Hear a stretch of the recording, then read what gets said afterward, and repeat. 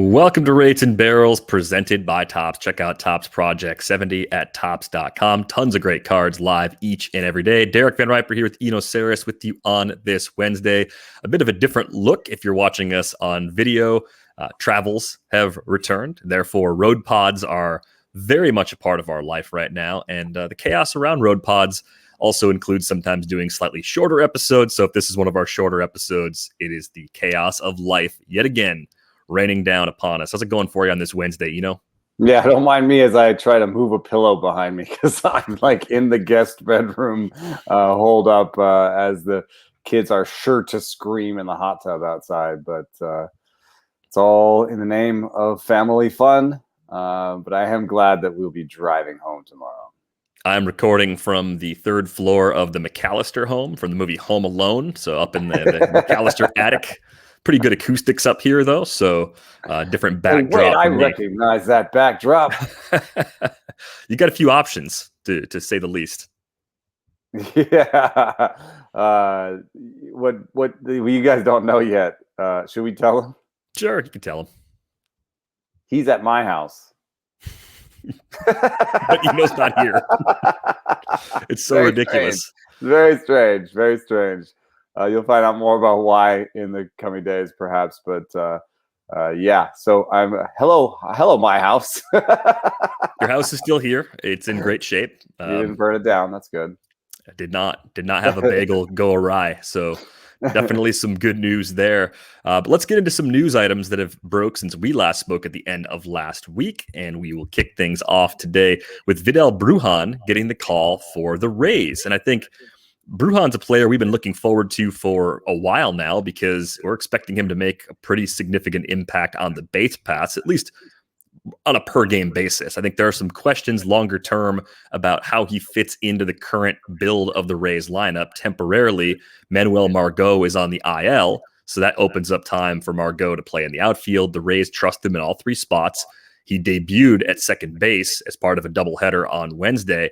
Where are you setting the expectations for Bruján in his first go as a big league hitter? The biggest problem here, it's almost like a minor league pitcher coming up where you're just missing a large part of the data that's really important. Because if you look at his background, you say, okay, this is a slap hitting contact guy with what we hope is good patience. So I don't know who's a comp for that, like an Iglesias type. Mm-hmm. Somebody who will get on base, but they might, kind of force the bat out of his hands. You might not expect to have a 10 or 11% walk rate like Bruján had in the minor leagues if he actually does have true talent 100 ISO, because it's just going to be sort of, fill up the zone on him because you're not scared of him hitting doubles, right? But then you also have these sort of bright spots in Bruján's record, including this year at AAA, where he has a 212 ISO. And, if he was a major leaguer and you had this kind of background, you would have the exit velocities, the barrel rates, the kind of stuff that can help you refine your projections, given a small sample like 216 plate appearances with almost double his minor league ISO to date. So what makes him exciting is that ISO could be real. And if that ISO is real, then he could be a sort of 260 to 275 hitter with, something like 20 homer power and 40 steal legs. And he could he could have second base eligibility and outfield center field eligibility. So that's super exciting. I'm describing a ceiling though. I think his floor is a lot more like a 240 hitter that hits you maybe 10 homers in a year and maybe doesn't get on base as much because that walk rate goes down, and so therefore is more of like a 30 steal guy. Plus, you throw in the wrinkle, it's the Rays, and so is he just going to be here for a while Margot's down, or does he play his way into regular role? Yeah, I wonder if this is something of an audition for him especially in center field. We've talked about Kevin Kiermaier being someone that's pretty vulnerable to losing a significant share of playing time. And if the Rays are willing to take a little bit of a hit defensively and move things around and either play Bruján there or shuffle the defense around to adjust, that could be one way to increase that playing time. But a big side platoon role for Bruján doesn't seem egregious as far as like a short-term cap goes. And then that already starts to whittle away his value. He goes from being someone that you'd want to have in possibly all leagues because of the stolen base potential to someone that is a little bit more difficult to roster depending on the schedule, even in some 12-team leagues, if the bat doesn't come around right away. I think there's a huge range of outcomes. And I was looking for guys with rest of season projections with a 240s-ish batting average. And I guess at this point, we'd be looking for about 8 to 10 steals. And you can go down the list, you see Manuel Margot actually 260 with 9 steals, 8 homers. I mean, that could be the type of fantasy player that we're getting right now, is another Manuel Margot. And that's not necessarily going to win your league for you, but it could be an upgrade over what you have currently in some leagues.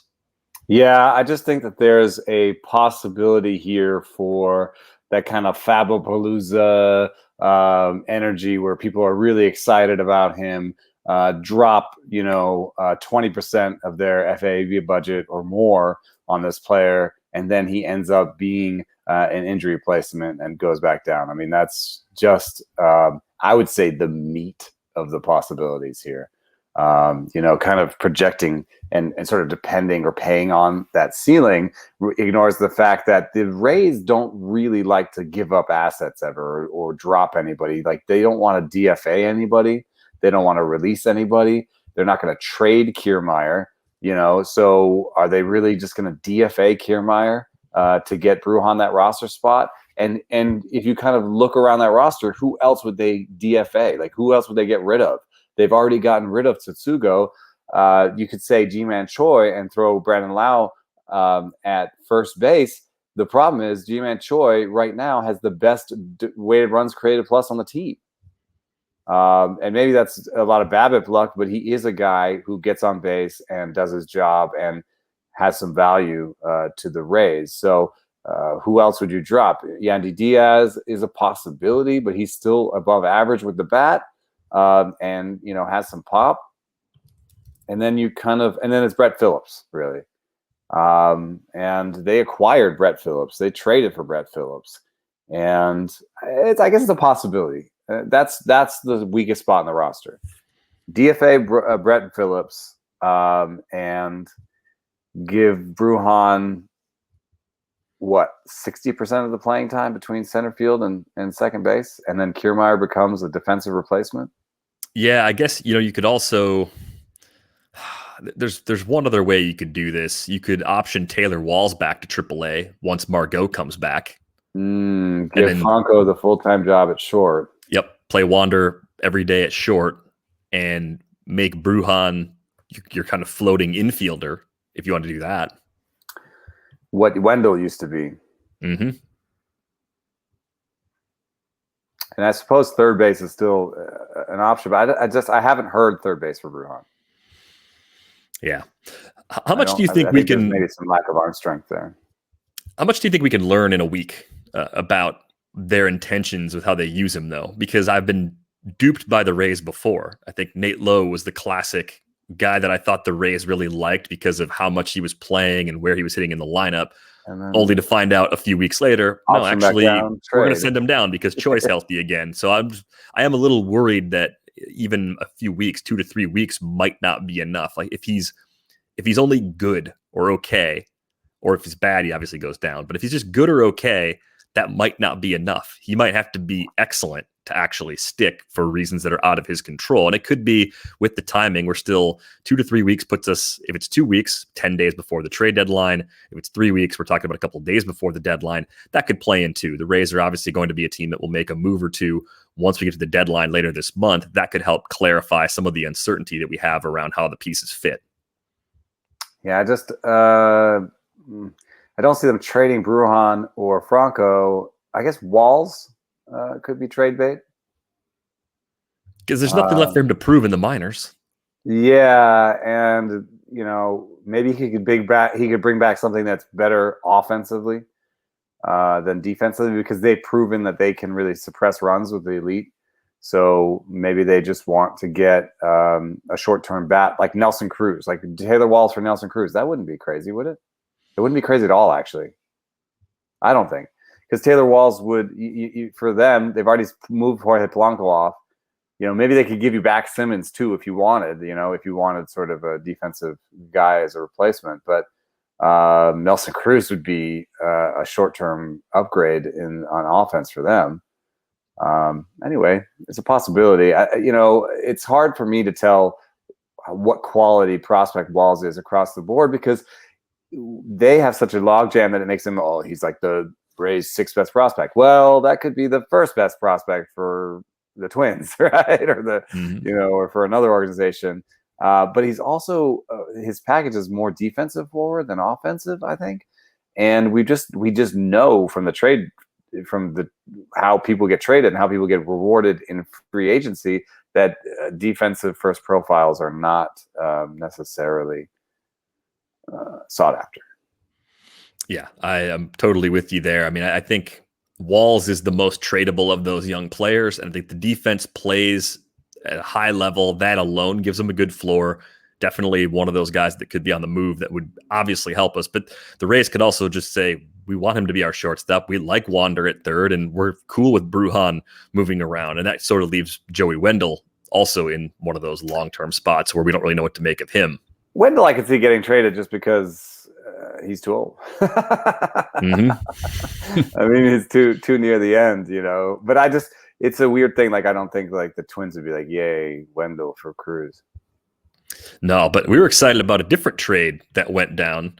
Rowdy Tellez is a Brewer now. I mean, I was very disconnected for a good part of the day yesterday. And when I got back online, the NBA Finals Game 1 was on. So I, as a bandwagon Bucks fan, had to sit down and watch that. Wasn't even scrolling my phone, wasn't looking at baseball news. And it turned out, yes, Rowdy Tellez, our son on this podcast, is now a Brewer. I couldn't believe it when I saw that. Because people call Daniel Vogelbach like our large adult son, but I think on this podcast, Rowdy Tellez is our large adult son, and now one is replacing the other. And I mean, the thing that we've liked, I think on this podcast is pretty obvious. He's barrels the ball really well. I mean, up there with in the elite.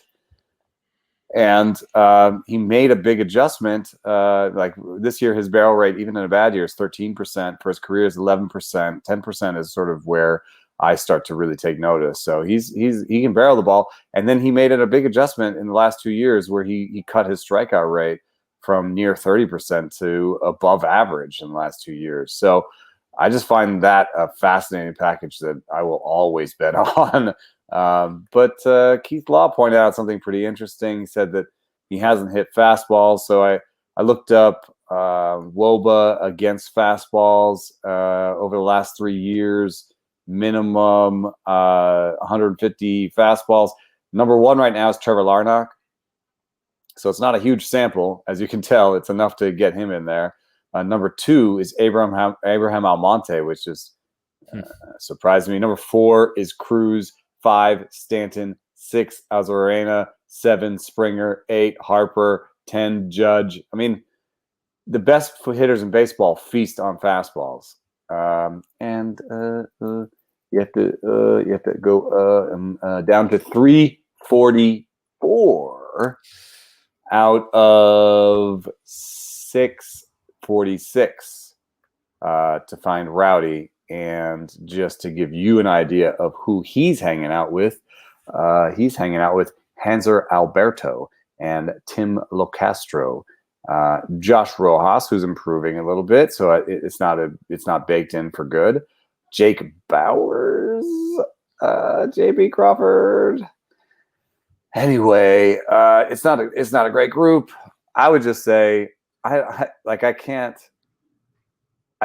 square the circle. Like he has great barrel rates, good strikeout rates, has immense upside, and he must have hit some fastballs to get here. So I think this is just a quirk of the sample, honestly. But if it is a real flaw, then maybe Vogelbach takes his jog back from him. I don't know. Tellez has options. Yeah, I mean, it's nice that he has options because the Brewers don't have a lot of flexibility unless they're sending someone like Hira down. We've talked about Hira a lot. Just to check in on him since coming back from Nashville, he's hitting 244, 360, 488 entering play on Wednesday. Still has a 34% K rate, but walking 10% of the time, and he's been 31% better than a league average hitter in terms of WRC plus. So kind of tracking back toward at least the good version of Hira, if not the best version that we've seen so far. And that, to me, is enough to keep Tellez in more of a part-time role. Maybe you have the occasional tough righty where you feel comfortable sitting a guy like Hira down in that matchup, but I see Tellez as still more of a part-time player in Milwaukee, even with Vogel back on the IL. How long is Wong out? Wong, I look maybe after the All-Star break. I think after the All-Star break is the hope. So Hira played second base back in April, the first time Wong got hurt. He has not started a game at second base in May, June, or July. So that tells me that ship maybe has sailed. It's still an option if they need to get everybody in, if offense is an issue, if Jace Peterson gets hurt. He's playing a ton at second base right now. But really, they're just trying to find a way to hold it together with some of the options they're throwing out there. So I think Rowdy at this point is really just somebody that we're pretty excited about in NL-only leagues, adding to the pool, getting some cheap power, getting at least 2, maybe 3 starts a week in a good week. But I don't think there's a whole lot of mixed league appeal as it's currently constructed right now. And I do think the fact that he has options left was a big part of the reason why the Brewers were comfortable acquiring him. Yeah. Yeah, it is interesting. He's a lefty though. So like, if it does turn into a straight platoon, then this really hurts Hira. It's also just a question of like, how much do the Brewers value him? They sent out a reliever, but they sent out 2 relievers for Adames, and that turned out really amazingly. And Adames is a full-time starter. So I think there's still the chance that happens, And in fact, some part of me says, get Rowdy for 1% of your FAB budget and stick him on your bench and see what happens, rather than get Brujin for 25% of your FAB budget and get screwed. So, I mean, the chances that either of these guys like turns into a full-time starter for the rest of the year and gives you all that you dream of might be similar, way more similar than some might have it.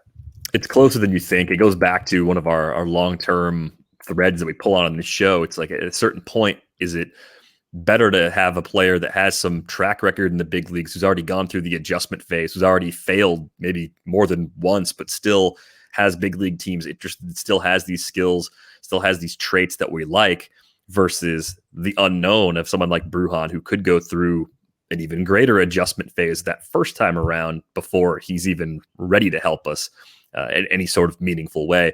I do think there's another guy that kind of fits into this conversation. If you're looking for cheap speed, it's Daniel Johnson in Cleveland. I don't think he's necessarily a great player, but I think in deeper leagues where you're speed desperate and the big money is going to go after Brujin, Johnson's the kind of guy that will play more with Eddie Rosario on the IL. It may be temporary. The only thing that gives me some pause is that when I look at his profile, Daniel Johnson's K rate has gone through the roof this year at AAA. And I'm trying to decide if that really means a lot to me, or if it's actually just something that it's the result of the broken 2020 season, where a lot of guys are knocking the rust off in the first half of 2021. And we can't look at inflated K rates at that level as a necessarily new baseline. Yeah, it's a tough one. His strikeout rate had been floating around 20%. Until this year, it just ballooned to 33.5 at AAA. Obviously, the year off had something to do with it. I also think he's might be trying to transition a little bit from a guy who didn't have that much pop early on to hitting the ball harder. So maybe there's some give and take there when it comes to the strikeout rate as well. Yeah, I mean. Maybe these guys are all in the end only guys. I mean, that's only league guys. That's the thing. And so if you're going to spend a ton on Brujin, I don't know. I think that the Daniel Johnson bets are also bad because I mean you can convince yourself like I'm only spending $1 on this guy, but sometimes it's $1 for a week. Yeah, and then he gets optioned midweek, and you take a 0 for part of the week because you thought, I might as well play this guy. Yeah, that's the worst. I hate that. I mean, I don't know. The timing of injury reports, and like I also hate that like the Tuesday that your team has an off day Monday, but you have to kind of set your lineup, and then you set the guy in, and you have no options. That's why it is nice to have some like Wendell. Wendell has been a roster saver for me in a lot of places where. Just to have a guy like I can put him in util, and then if something bad happens, with a Tuesday report or something, I can put Wendell in there, and then have if there's anybody on my bench that can split into util. So I think those types of players are really useful. Johnson will be OF only. Brujin is probably 2B only, and Rowdy is first base DH. So none of these guys are going to come in and solve that for you, but Brujin does have that possibility. Yeah, I think you can dream on the Brujin ceiling a little bit more. You're really looking more at floor power from Rowdy, floor speed if it clicks for Daniel Johnson. But that is a big if, given what we've seen at AAA from him so far this season. All right, let's talk about Sixto Sánchez. We found out that he is officially out for the season. Things were weird kind of going back to spring training with him because if you might recall, at the end of March, they optioned him to the alternate site. And there wasn't a lot of warning before they did that. I think the initial thought was, maybe they're just going to be careful because of past workloads, and he's absolutely fine. Within a couple of days of that happening, he reported some shoulder soreness, and he's been trying to increase his throwing program on multiple occasions at the time since. Turns out there's actually a tear in his shoulder. It is a small tear of the posterior capsule, and that has required surgery. The Marlins are cautiously optimistic that he'll be ready for the start of 2022, but this is a pretty massive setback for a guy that looked really good upon arrival last season. Yeah, and the toughest thing for me is that the shapes on the fastball are not amazing. He's kind of a sinker guy with that slot, and it's not the shapes on the fastball are not conducive to strikeouts. That's why you've seen up and down his minor league record, not great strikeout rates. But then he like really opened eyes when he was sitting 97. When he came up and was sitting 97, then you're like, well, shape matters a little bit less if you're just going to blow it by them. And so the thing that worries me is that he has the surgery and he comes back and he's at 94, which is fine. But I think at 94, I'm more likely to look at like a 7K9, a 55% ground ball rate and say, this is not a fantasy ace. This is not fantasy ace material anymore. Right. Ceiling comes down quite a bit without that velocity due to the issues that you mentioned with the fastball, but definitely a significant blow. I didn't think this was going to turn into an out for the season situation. I just thought back during draft season, it could be June or July before we saw him. And unfortunately, he's not going to make that timetable. There's nothing harder, I think, in rankings than trying to rank a guy like that. I think I had him all over the place. And in the end, I had these little injury pockets where it's like, okay, I've run out of arms I really like that are healthy. So now here's a pocket of like Sixto, Thor, Sale. You know what I mean? There was all these little like they kind of described a tier in a way where it was like, okay, I'm done with the arms I really can believe in, and so here's some guys I could believe in if they were healthy.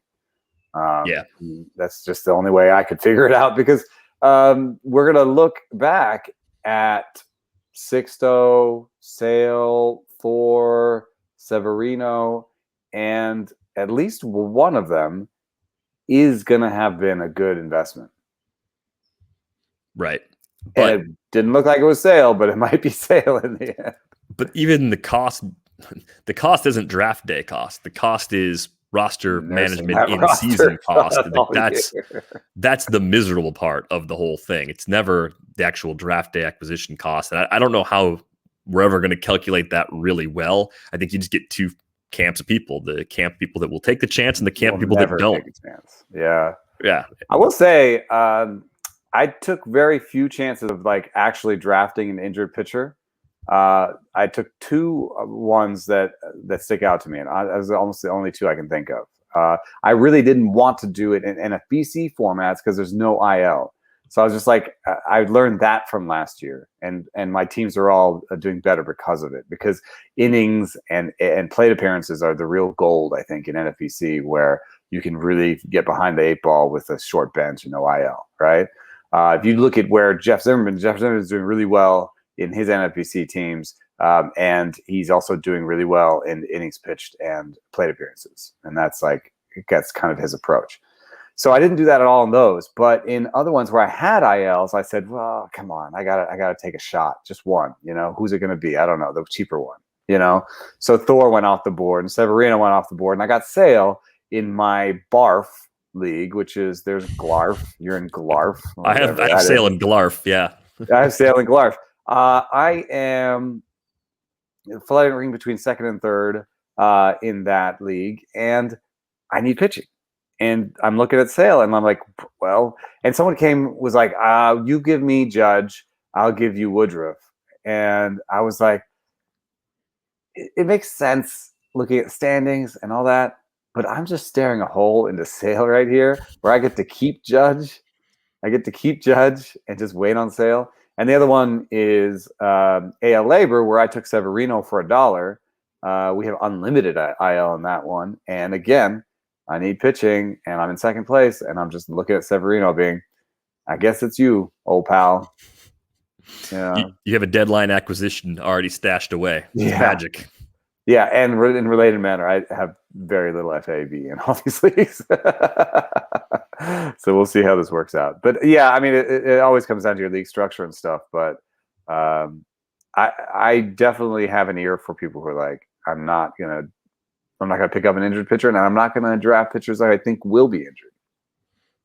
That second part becomes a lot more tricky, though, because it requires a pretty rigorous rubric. And I also think you can be right by accident. You're not always right by process with some of those guys. A pitcher strains a hamstring covering first base, and you were worried about his arm. Well, right. You don't really get a W. And don't be the pain guy being like, I told you so. I told you he'd be hurt, and you're like, he got hit by a pitch at the plate.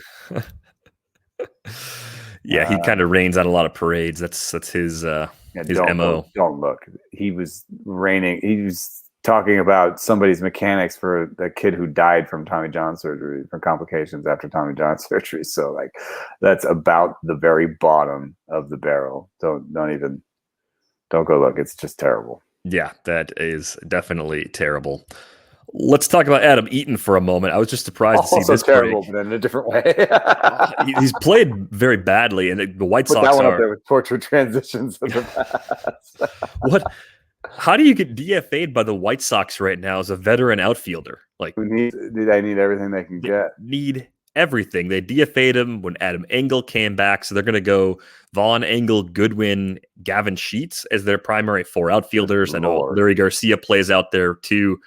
What does that say about how they feel about Eaton, given the current makeup of that group of alternatives? It's funny, his barrel rate is not out of line with what he's done before. His hard hit rate's decent. His max EV is the same. So it's not about the quality of his contact. He's got a 9% walk rate. I think it must be all the strikeout rate. If he's going to strike out 25% of the time, he needs to do something else better than he's doing. And to be honest, 220 plate appearances into the season, it's not a bad time to kind of look at the strikeout rate and be like, it might not be exactly 25% going forward, but it's probably not going to be his career 17% going forward, Right. It is a little surprising because the projections would say, most of them say league average bat still going forward, and that could be useful for them. But I would say, projections saying that he's going to be an okay outfielder. Maybe that's also part of it. So they say, okay, maybe he could be a league average bat. We think the strikeout rate says he's not going to be.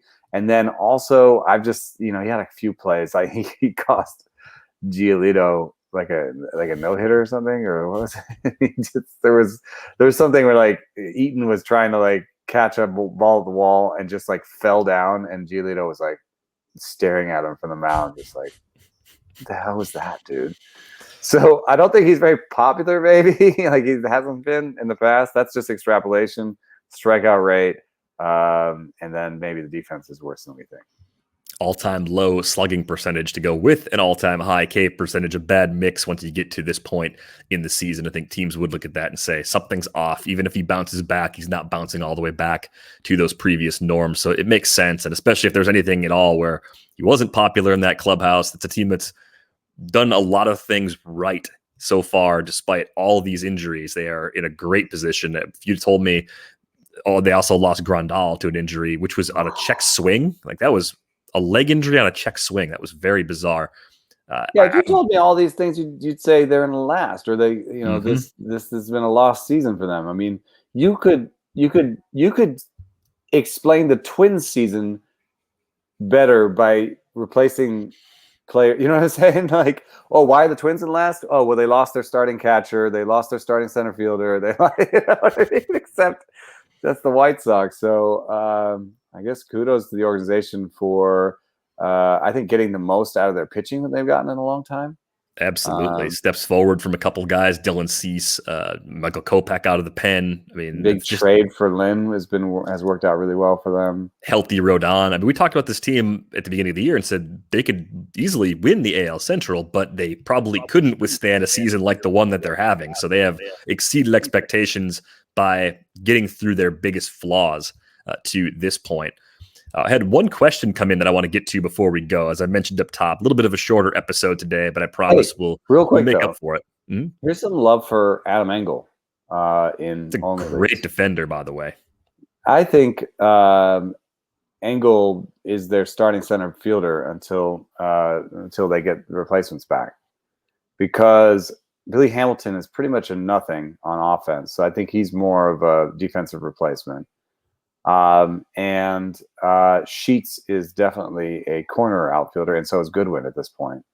So you're looking at your starting center fielder for at least a month or two. And I think his pop is underrated.